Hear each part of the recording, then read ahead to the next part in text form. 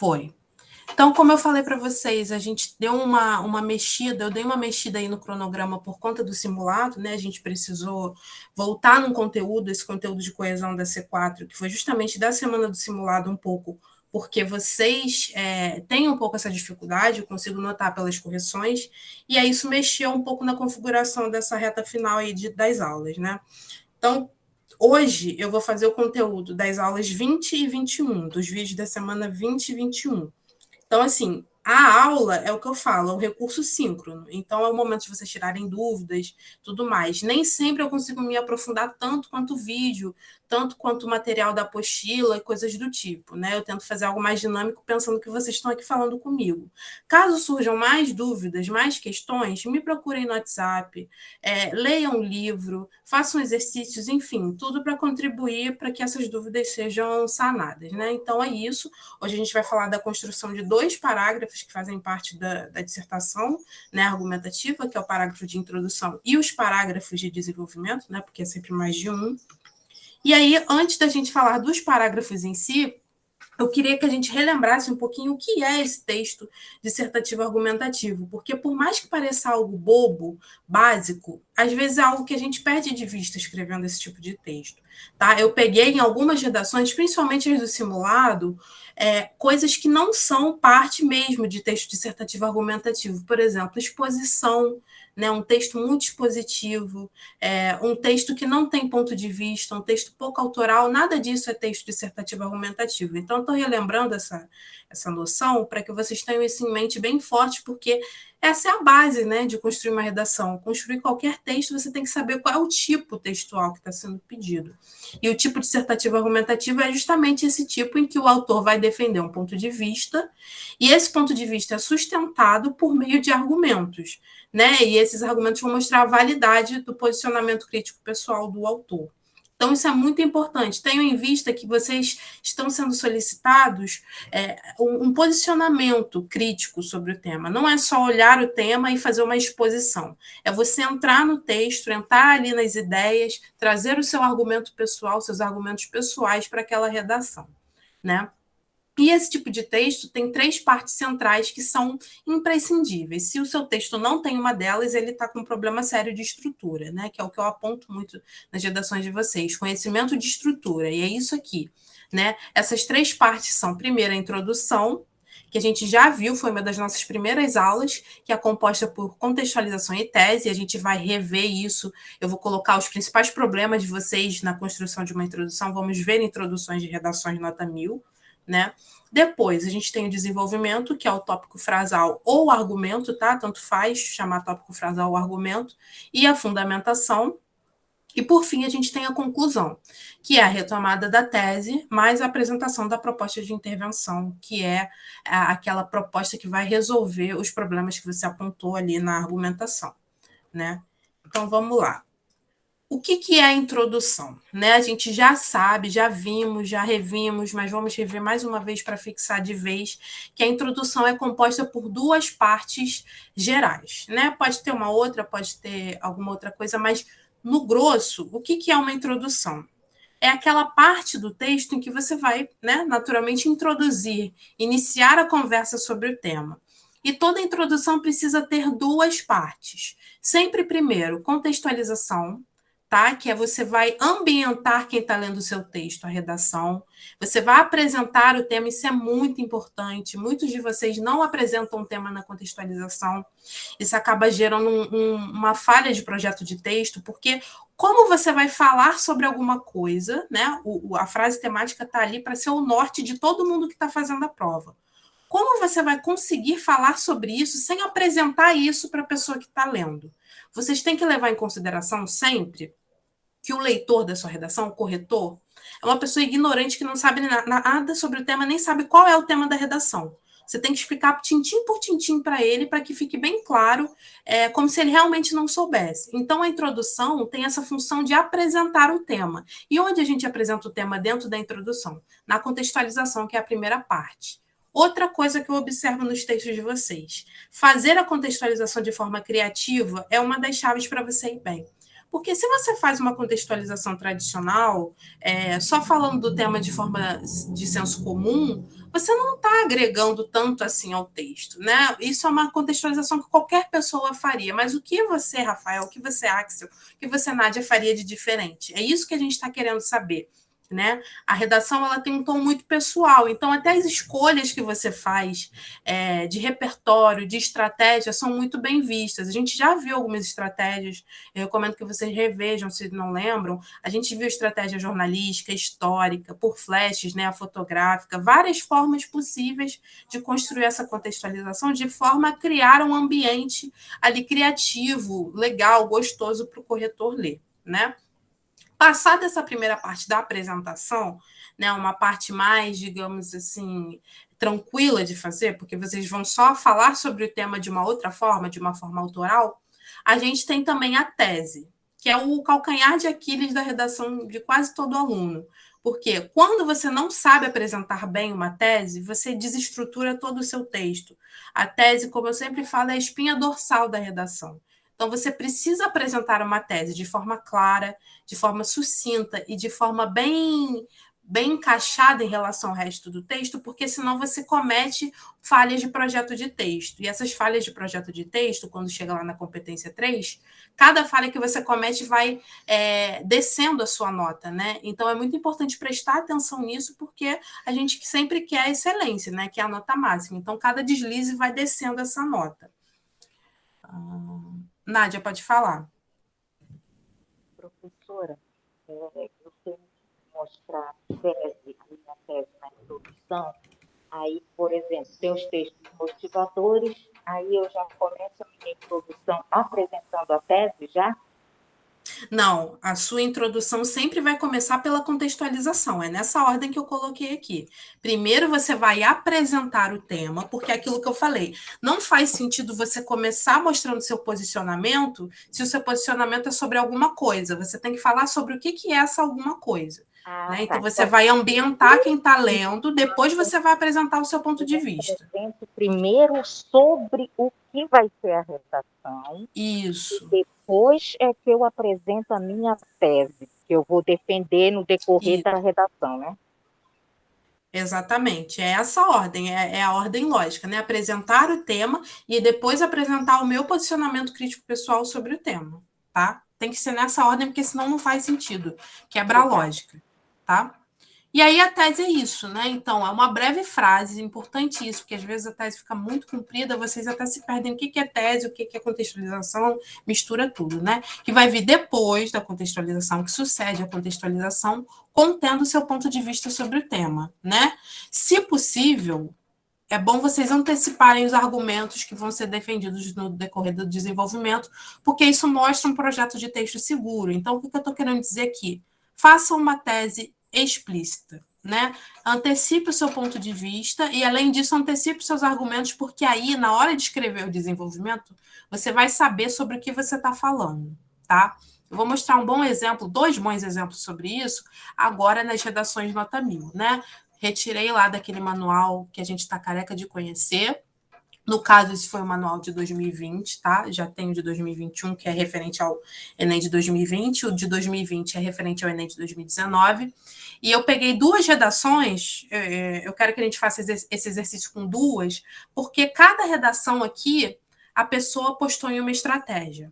A redação do Gabriel, que é esse candidato que tirou 1000, apostou numa estratégia muito mais rebuscada, de linguagem, de repertórios, de tudo isso. E a redação da Estela, que é a outra redação que a gente vai ver depois, é uma redação muito mais simples, né? Trouxe essas 2 por quê? Muitas vezes vocês chegam para mim com muitas dúvidas, muitas angústias sobre repertório. Ah, professora, eu não tenho tantos repertórios. Eu sei que o processo educacional de vocês muitas vezes teve alguns problemas, algumas falhas, não por culpa de vocês, mas pelas escolas em que estudaram, os professores, a estrutura educacional do Brasil mesmo, né? Então, geralmente, esses alunos que tiraram 1000, eles estudaram nas melhores escolas e tudo mais, são pessoas com muitos repertórios socioculturais. Mas para você tirar 1000, você não precisa ser uma pessoa cheia de repertórios, com uma linguagem super rebuscada. Eu falo isso, às vezes o menos é mais, às vezes a simplicidade ganha mais. Eu, inclusive, gostei mais da redação da Estela do que a do Gabriel. né, que é uma redação mais simples, e eu acho que ela é mais direta mesmo. Tá? Então, eu vou ler as duas introduções, primeiro a do Gabriel, depois a da Estela, para vocês verem que não importa rebuscamento de linguagem, rebuscamento de repertório. O que importa é você comunicar o que você quer de forma clara, seguindo o tipo textual e seguindo as competências que o Enem postula como critérios de avaliação. Tá? Então, a redação do Gabriel começa assim. Para o filósofo escocês David Hume, a principal característica que difere o ser humano dos outros animais é o poder de seu pensamento, habilidade que o permite ver aquilo que nunca foi visto e ouvir aquilo que nunca foi ouvido.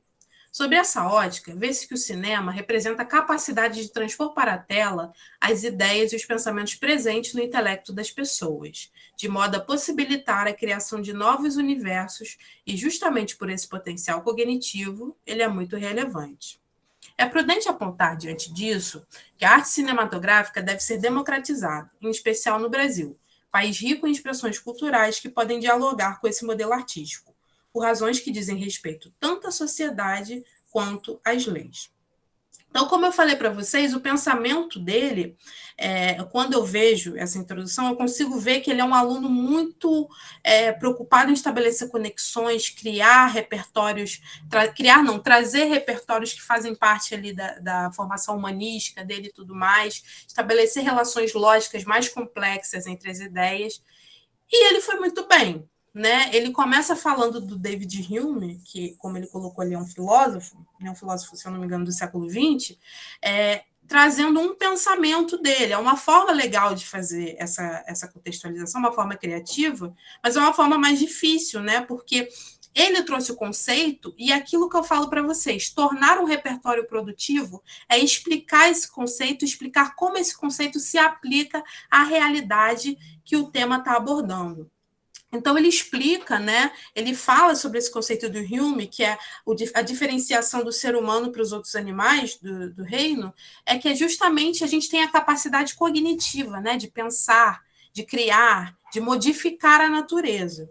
Depois que ele apresenta esse conceito, ele coloca aqui, né? Ele continua aqui. Até aqui, ó, até esse relevante, é tudo contextualização. Tá? Depois que ele apresentou o conceito, ele coloca aquela frasezinha para explicar o repertório, né? Porque ele colocar isso aqui, o que diferencia o ser humano dos animais é o poder de pensamento, não significa nada. Mas como esse repertório funciona para a redação dele? Aí ele explica. Sob essa ótica, vê-se que o cinema representa a capacidade de transpor para as telas as ideias e os pensamentos presentes no intelecto das pessoas, de modo a possibilitar a criação de novos universos, e justamente por esse potencial cognitivo ele é muito relevante.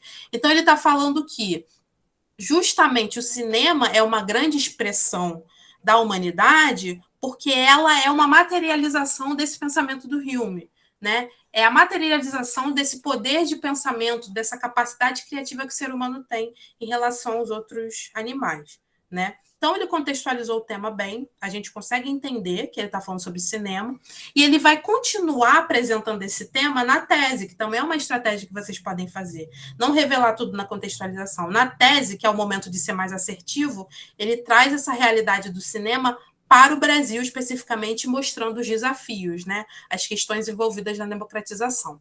Passada a contextualização, terminou aqui, ele continua e aí faz a tese.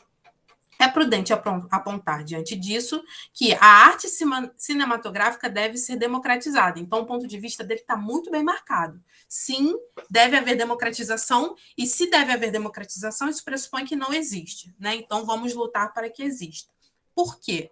Quais são os vieses que a gente tem que analisar? Quais são as razões que a gente tem que olhar para que não haja democratização hoje em dia, né?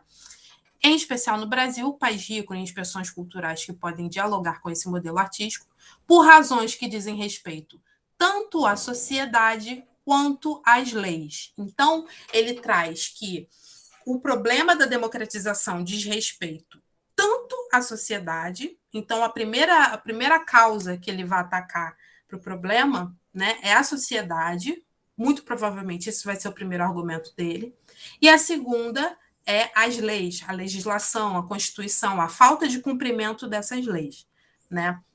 É uma tese muito bem estruturada. Eu gostei muito, eu gostei da contextualização dele, mas eu achei um pensamento meio labiríntico, pensando que uma pessoa cansada, eu com a minha cabeça de corretora, uma pessoa cansada ia ler esse texto depois de vários, isso já poderia dar um pouco de nó na cabeça. Mas ficou ótimo, ficou perfeita, tanto que ele tirou 1.000, né? Agora, a tese eu achei muito boa, achei muito direta, quando ele fala aqui, a arte cinematográfica deve ser democratizada, um posicionamento crítico pessoal muito bem marcado, e ele antecipou os argumentos, né, o que deu uma segurança para o projeto de texto dele. Tudo bem, essa tese, essa contextualização, essa introdução está muito complexa. Não sei se eu consigo fazer parecido. Então, vamos ver a da Estela. Só o tamanho a gente já vê a diferença, né? É uma redação muito mais enxuta, muito mais curtinha. E ela diz assim: a questão do acesso ao cinema, apesar de não ser amplamente discutida, é um problema muito expressivo no Brasil atualmente. A gravidade do quadro é evidenciada pelos dados do site Meio e Mensagem. 83% da população brasileira não frequentam tal ambiente. Nesse contexto, percebe-se que o acesso ao cinema não é democratizado e convém analisar as causas e impactos negativos dessa situação na sociedade. Excelente. Linguagem simples, direta, tá? A contextualização vem daqui até aqui, né?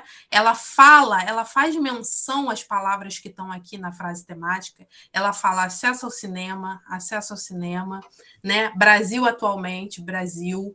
Ela faz menção direta a essas palavras, é muito importante para fazer a verificação do tema, né? Se vocês estão seguindo o tema direitinho. E ela traz um dado que não é um dado novo, tá? Ela não pegou de algum lugar, até porque ela estava fazendo a prova ali, né? Não está fazendo de teste igual a gente faz pelo computador, podendo pesquisar. Esse dado aqui, a gravidade do quadro é evidenciada pelos dados do site Meio Mensagem, 83% da população brasileira não frequenta tal ambiente, vem do texto motivador 3. Deixa eu ver se eu consigo abrir aqui para a gente analisar juntos. Ela fez, inclusive, uma continha, né? Uma continha simples, mas ela fez, coisa que eu não faria na hora do nervosismo. Ela fez uma continha a partir desse dado aqui. Deixa eu ver. Aqui. Nesse texto motivador aqui, ó, olha a informação que tem. 17% da população frequenta o cinema no total.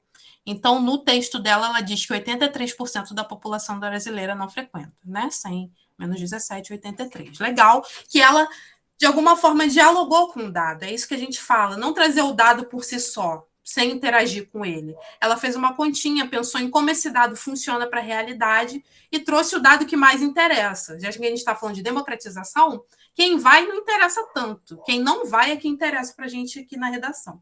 Né? Então, ela concluiu a contextualização dela com esse dado legal, que não conta como repertório sociocultural, né, para C2, mas conta ali como uma contextualização válida de acordo com o que ela está colocando. E aí ela continua. Nesse contexto, percebe-se que o acesso ao cinema não é democratizado e convém analisar as causas e impactos negativos dessa situação na sociedade. Mais uma vez, uma tese explícita, né? Ela diz aqui que o cinema não é democratizado, então ela afirmou, igual o Gabriel, que o cinema não é democratizado segundo o ponto de vista dela. E por quê? Ela vai procurar analisar isso a partir das causas, desenvolvimento 1, impactos, desenvolvimento 2, negativos dessa situação na sociedade. Então, é uma estratégia muito diferente da do Gabriel, como eu falei para vocês, muito mais simples, tá? Muito mais apostando no que ela tinha ali a disponibilidade. De repente, ela não é uma aluna como o Gabriel que pode ser alguém que gosta mais de ciências humanas e tudo mais, então ela apostou no que ela tinha ali disponível, né, nas mãos dela, a partir dos textos motivadores, fez uma boa leitura, aquilo que a gente falou, a leitura atenta, uma leitura dialógica, uma leitura interagindo com os dados que aparecem ali, não simplesmente copiando e colando sem pensar o que eles significam. E terminou esse parágrafo de forma bem assertiva, mostrando o ponto de vista dela diante do tema e antecipando os argumentos, né? Então, quais são os erros mais comuns que eu observo nas introduções de vocês? Tendo em vista que a gente acabou de ver 2 introduções de nota 1000, né? E o quão longe vocês estão delas? Eu acho que pouco. A maioria de vocês constrói muito bem a introdução, tá? É mais prestar uma atenção mesmo nessas coisinhas que eu vou falar aqui agora. Primeiro, contextualização sem apresentar o tema. Isso pode acabar configurando tangência ou fuga ao tema. Por quê? Se você não apresenta, não faz o recorte certinho sobre o que o tema está falando, a chance de você se perder no início da redação é enorme. Se você se perde no início, você se perde no resto do texto todo, né? E aí não tem como salvar muito, né? Se você foge totalmente ao tema, é zero. Né? Mas se você consegue ainda tangenciar, é um pouco menos pior, mas a gente está pedindo que você seja o mais assertivo possível, que você toque nas questões tratadas na frase temática da forma mais direta possível. Então, tentem fazer como a Estela fez, né? Retomada direta das palavras ou expressões da frase temática. Pode ser sinônimos, pode ser repetindo, tanto faz, mas garantam que vocês estão falando sobre o tema de fato, tá? Sem digressões para que vocês consigam seguir ali na linha de raciocínio até o fim da redação. Segunda coisa, essa é muito grave, muito. Introdução sem tese. Porque o que a introdução sem tese gera? 2 problemas gerais. Problema claro no projeto de texto, né? Porque a tese é a espinha dorsal. Então, como você vai construir? Existe uma pessoa saudável, entre aspas, né? Sem ser capacitista, que não tem uma coluna vertebral funcional? Não, né? Então, como você vai estruturar um desenvolvimento de um texto, que é a espinha, né? Que é a coluna do seu texto, se você não tem essa coluna? Né? Então, não é possível gerar um projeto de texto bem estruturado, claro, seguro, se você não tem o principal elemento desse projeto de texto. Né? Então, introdução tem que ter tese, não tem jeito, não tem para onde fugir, ela não pode aparecer em outro lugar. Você tem que começar mostrando qual é o seu posicionamento para defender esse posicionamento ao longo do restante do texto. Tá? Segunda coisa, redação dissertativa argumentativa sem apresentação de um ponto de vista não é redação dissertativa argumentativa. Isso gera fuga do tipo textual. Acabamos de ver lá no início. Redação do tipo dissertativa argumentativa, exposição de um ponto de vista. Se você fica só expondo ideias, expondo, eu acho não, né? O dado tal é isso, o filme tal é isso, a série tal é isso, você não está argumentando. Você está pegando repertórios e jogando ele na sua redação. Mas o que esses repertórios querem dizer? Quais são as ideias que eu posso extrair desses dados estatísticos? Tá? Dialoguem com as coisas, né? Não exponham só, dialoguem, mostrem o que vocês pensam, introduzam as suas próprias ideias aqui a esse texto, né? E algumas contextualizações pouco criativas, como eu falei para vocês, né? Esse é o momento mais legal, talvez, junto com a fundamentação, de colocar repertórios. Então, abusem de repertórios. Essa redação aqui, ó, deixa eu abrir o manual de novo. Eu não peguei ela porque eu achei ela muito, assim, uma análise ia ser mais demorada de fazer. Mas a menina fala, já que é um tema sobre cinema, muitas pessoas falam sobre filmes, né? Filmes metalinguísticos. E a menina fala sobre Bastardos Inglórios, que eu não sei se vocês conhecem, que é um filme do Quentin Tarantino, que tem uma parte que existe uma reflexão sobre cinema, de fato, né? Que é um filme que se passa ali ambientando na Alemanha nazista, e o cinema era algo muito elitizado, né? Nesse contexto, o cinema, a arte era utilizada como propaganda nazista em alguns contextos, né? E aí ela fala muito disso, né? De cinema elitizado nessa história e tudo mais. Essa é uma referência legal de se fazer, né? O filme, as séries são sempre legais. E nesse tema especificamente, como era sobre cinema, falar sobre filme faz muito sentido, né? Então, usem da criatividade, pensem em repertórios mesmo, na hora daquele brainstorming do projeto de texto, se joguem, criem coisas, mesmo que depois você elimine, mas pense pelo menos, né? Coloque ali como pauta e se rolar, rolou, senão vocês deixam para lá, tá? Passada a introdução, alguma dúvida sobre a introdução? A gente pode continuar? Tá todo mundo aí? Vocês estão dormindo já? Tá todo mundo olhando a janela igual eu estava para o sol. Professora? Quase isso, quase isso. Não desistam de mim, tá quase acabando. Oi. Eu posso usar como exemplo livros, filmes, dados estatísticos, Isso. coisas, entrevistas, reportagens, não posso? Pode, tudo isso. Tudo isso. O que você quiser, o que couber, claro, para a argumentação, tá? É sempre o exercício da escolha do repertório está muito alinhado com o que você vai argumentar e com o tema, né? E você tem que saber qual é o que cabe bem para o que você está querendo dizer. Porque o dos ribeirinhos, por exemplo, a proposta dos ribeirinhos, eu usei a reportagem que eu vi na Record, porque coincidentemente, uma semana antes dessa proposta, eu vi essa reportagem, e aí eu usei na minha Sim, redação. E foi a redação que você melhor corrigiu minha, entendeu? Que eu melhorei muito da sim, anterior. Tá sim. ótimo, obrigada, tá? Nada, imagina. É isso, o repertório enriquece muito o texto, se for bem usado, né, claro. E aí, depois de escrever a introdução, parte seguinte é o desenvolvimento. A gente já sabe que é argumento mais fundamentação. O argumento é a ideia que vai ser apresentada para validar o seu ponto de vista. E a fundamentação é a comprovação da força que o argumento tem. Né? E esse não é obrigatório, mas é um bom momento, de novo, para usar um repertório, porque o repertório é que vai mostrar que não é só você que pensa aquilo, outras pessoas, outras áreas do conhecimento também refletem sobre o mesmo tema e chegam à mesma conclusão que você chegou, né? Então a estrutura geral é essa. Posso inverter? Pode. A fundamentação pode vir antes do argumento. Só que você precisa ter um domínio muito sério de estrutura para conseguir fazer isso bem, como eu já falei isso para vocês. Tá? Então, a aposta mais segura é fazer dessa forma. Apresente o argumento, depois a fundamentação. Não vou ler esse exemplo aqui da redação do Gabriel, porque é meio labiríntico o raciocínio dele, como eu falei para vocês. Ele continua, dá para ver que é o jeito dele pensar, tá? Mas como vocês estão cansados, tudo mais, eu vou partir direto para a Destela, porque eu acho que é uma forma mais fácil de a gente construir também uma redação boa e que alcançou a nota 1000. Eu quero que vocês entendam isso, desmistificar a ideia de que para tirar 1000, a pessoa tem que escrever 1000 referências e não sei o quê. Não, é simplicidade mesmo, sabe? Pode ser. A redação cheia de referências pode ser 1000, mas uma mais simples também pode ser 1000. E aí a Estela começa o desenvolvimento dela assim.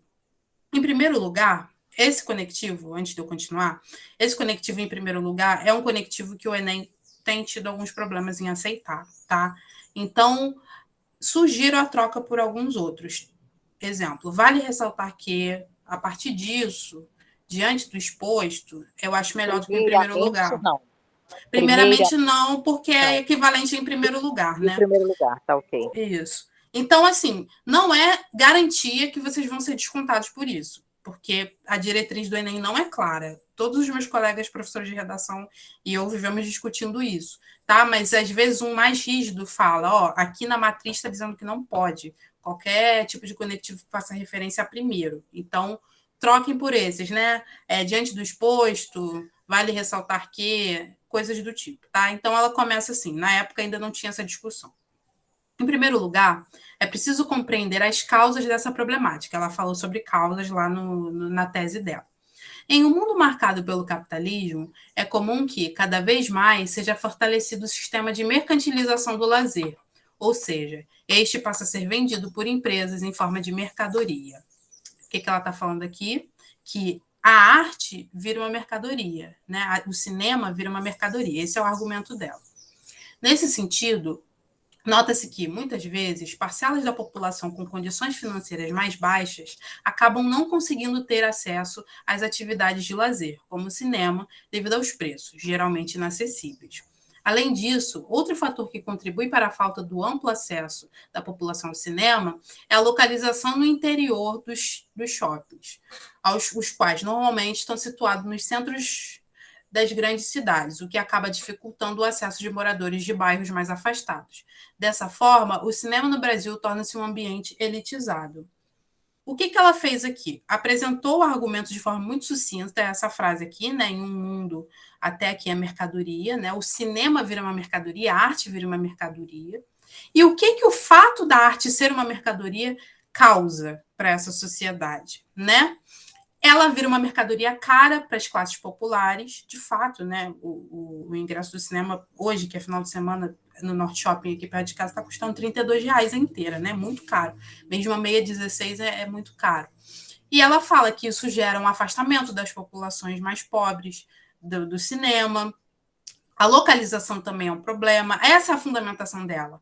O argumento é sobre causas, então é claro que a fundamentação tem que explorar essas causas, né? Mostrar as consequências dessas causas. Então, ela apostou nessa abordagem mostrando, elencando esses problemas, que ficou excelente, né? E ela colocou uma frasezinha que o pessoal da coordenação do PVS nunca chegou num consenso sobre como estudar, como ensinar essa parte de desenvolvimento, mas eu gosto sempre de ler redação com essa frasezinha aqui final, no parágrafo, que a gente chama de conclusão do desenvolvimento, porque essa frasezinha sintetiza em poucas palavras tudo que você disse antes, é um exercício de síntese mesmo. Tudo que ela falou aqui pode ser resumido dessa forma. Dessa forma, é essa palavra Isso. que dá a conclusão. Isso, a partir daqui. Dessa forma, o cinema no Brasil torna-se um ambiente elitizado. Isso aqui não resume tudo que ela falou aqui? Né? Ela apontou as causas, mas aqui está o resumo. Né? Então, é perfeito, porque se houve alguma dúvida sobre o que estava sendo dito, essa dúvida fica resolvida ali nessa frase final. Tá? Então, um parágrafo muito bem construído. Percebam que a lógica, né, o raciocínio dela é simples.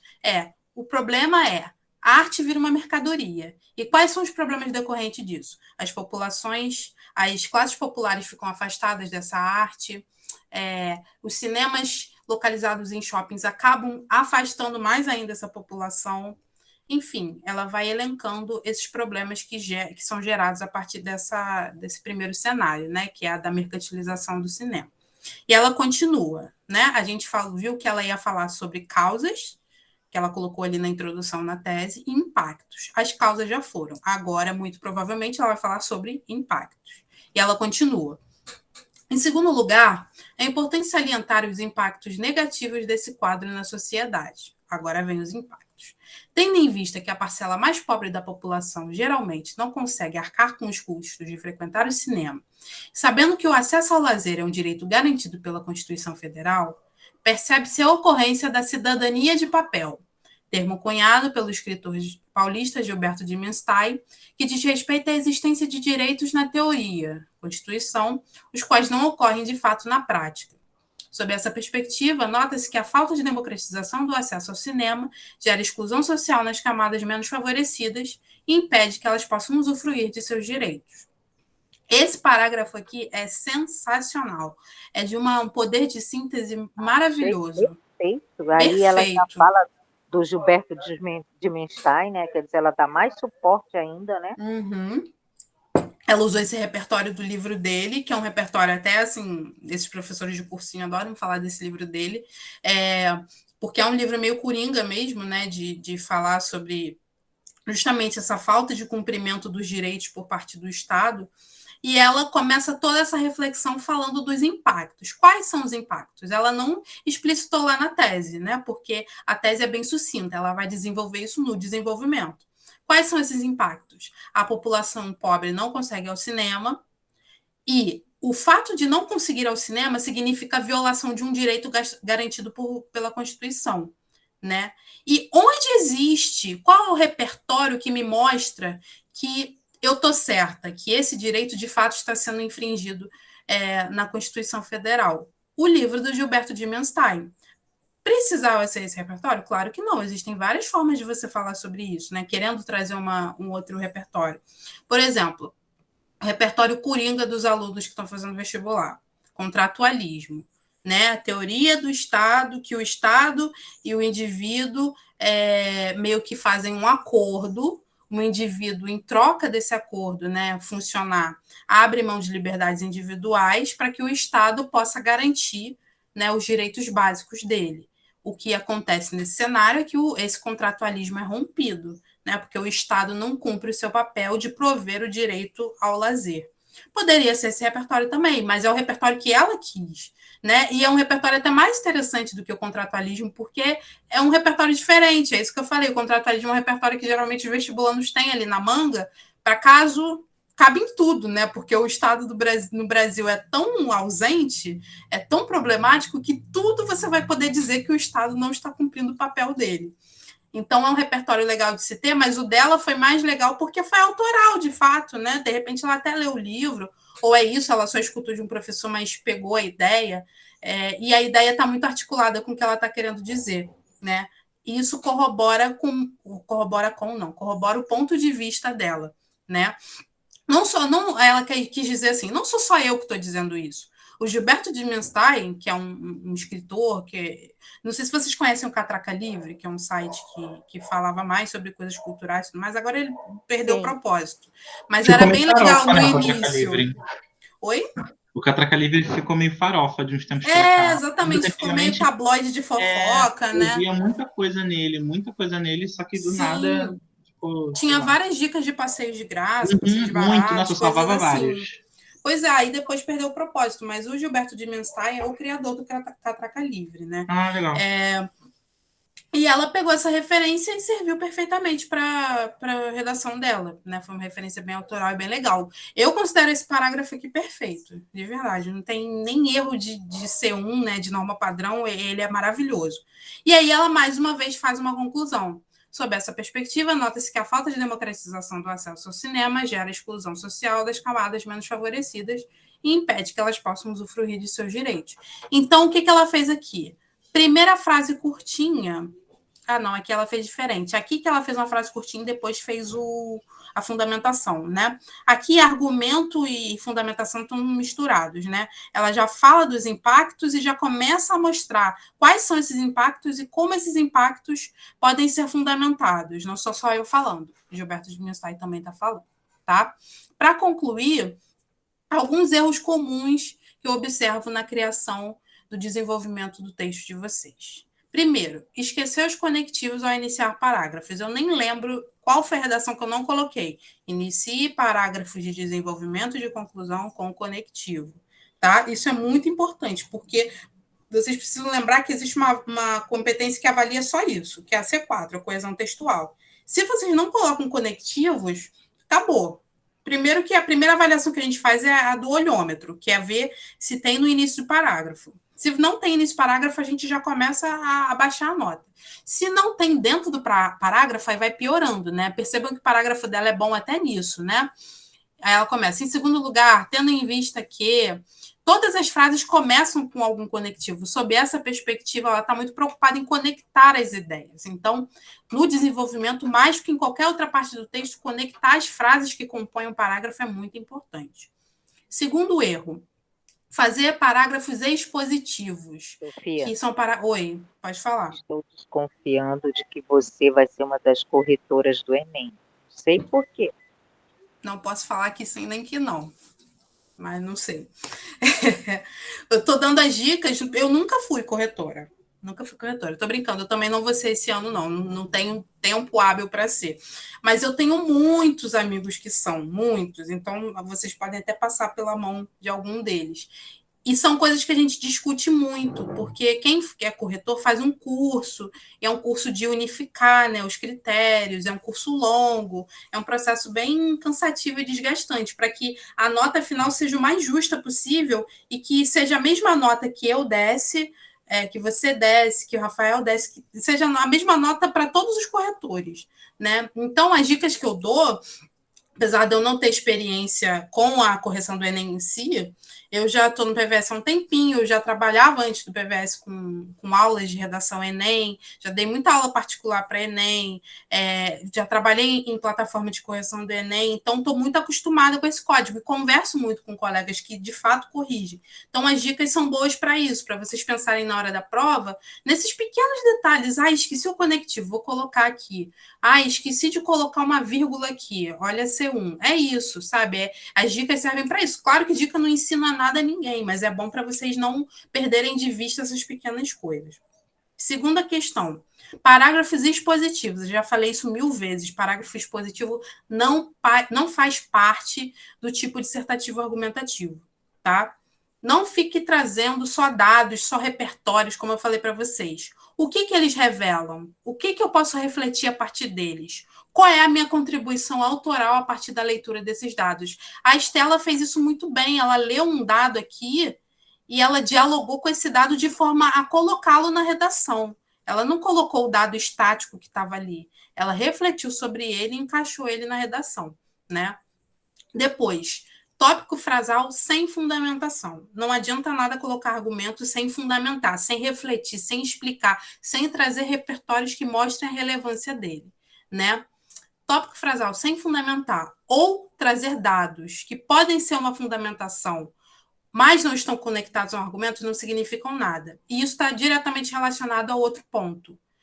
Vocês, às vezes, separam parágrafos que deveriam ser uma coisa só. Às vezes, acontece assim, o aluno faz o argumento no primeiro parágrafo, perfeito, ótimo, muito bem construído. E depois, no segundo parágrafo, faz a fundamentação. Gente, é uma coisa só. Parágrafo de desenvolvimento é argumento, depois fundamentação. Junta, é uma coisa só. Um parágrafo é uma ideia. Eu coloquei aqui de observação. Cada ideia que você tiver, por exemplo, a Estela colocou causas e impactos. Causas, uma ideia, impactos, outra ideia. 2 parágrafos diferentes, tá? Não percam de vista isso, porque isso atrapalha na avaliação da C3, que é a avaliação da competência que avalia a argumentação, e da C2, que é a competência que avalia, além do repertório, o tipo textual, atendimento ao tipo textual. Se você fragmenta argumento e fundamentação em 2 parágrafos diferentes, a gente entende que você não tem domínio do tipo textual. Porque se você tivesse, você saberia que eles compõem uma unidade só, tá? Outra coisa, às vezes vocês fazem parágrafos, eu acabei não colocando essa, às vezes vocês fazem parágrafos que repetem a mesma ideia, só que falando de forma diferente. Uma ideia, um parágrafo. Na hora do projeto de texto, pensa, será que essa ideia não é a mesma que essa? Será que a reflexão não vai me levar para o mesmo lugar? Então, pensem muito bem no texto na hora de construir o projeto, tá? Porque a hora de escrever a redação lá à mão, né, a letra mesmo, lá na caneta e tudo mais, é a ponta do iceberg. O que está de baixo vocês já fizeram antes. Não é para ficar rasurando, para ficar seta para lá, seta para cá, porque quem planejou não precisa ficar desesperado na hora de escrever o texto. É o que eu quis transmitir para vocês naquela aula de planejamento extra que a gente fez, tá? Para terminar, Foi excelente nova na aula. Foi? Gostei Gostaram? até, Eu acho. gostei Eu muito. não coloquei a gravação dessa. Eu vou colocar essa semana quando eu colocar dessa aula de hoje. Para terminar, falei para vocês, não vamos sofrer por antecipação, um dia de cada vez. Estou lançando a proposta da semana 11, tá? Saúde, meio ambiente e consumismo, esporte como ferramenta de promoção da saúde. Coloquei as mesmas diretrizes que são para as outras propostas, ler o texto, lá aquela coletânea, né, que a gente chama de textos sobre o assunto antes. Depois vocês vão ler a proposta que eu vou enviar, depois vocês vão construir o planejamento e depois vocês vão escrever a redação. Eu estou colocando o dia 12. Eu sei que é um prazo muito curto, é menos de uma semana, mas é isso que eu estou falando com vocês. Vai afunilar muito essa semana e a próxima, né? Então, eu preciso que vocês ganhem um pouco de agilidade. Quem quiser, claro, né? Eu não vou obrigar ninguém a fazer, até porque o número de redações já deu uma caída. Mas quem quiser e quem tiver disponibilidade para fazer, fique à vontade até dia 12 para a gente poder, no dia 13, já fazer a última proposta, que é essa aqui, né? Trabalho na contemporaneidade. Até teve um Enem há pouco tempo, foi um Enem que minha irmã fez, há pouco tempo não, já deve ter uns aninhos, mais de 10 anos, que foi sobre o trabalho de dignificar o homem, né? Então é isso, tá? Eu vou colocar esses arquivos todos no nosso grupo, no Classroom, para vocês terem acesso. Eu vou corrigir a proposta 5 essa semana e vou dar o retorno para vocês, tá bom? Alguém tem alguma dúvida? Alguma pergunta? O tema é o da semana 21, né? Uhum. Valeu. Isso, da semana 21. Eu vou enviar a proposta lá agora, tá? Então é isso, gente. Todo mundo liberado para curtir a noitada de sábado, com responsabilidade, ainda estamos em pandemia. Obrigada, professora, foi ótima. Contem aula. comigo, tá? Se Bom tiverem fim de dúvidas semana, durante a tá? semana, podem me mandar. Bom fim de Tchau, semana para tchau. vocês, gente. Até Tchau, semana tchau. que vem. Tchau, professor. Até Beijo, semana que Sofia. vem. Boa final de Valeu, um semana. beijinho. Beijo. Tchau, tchau.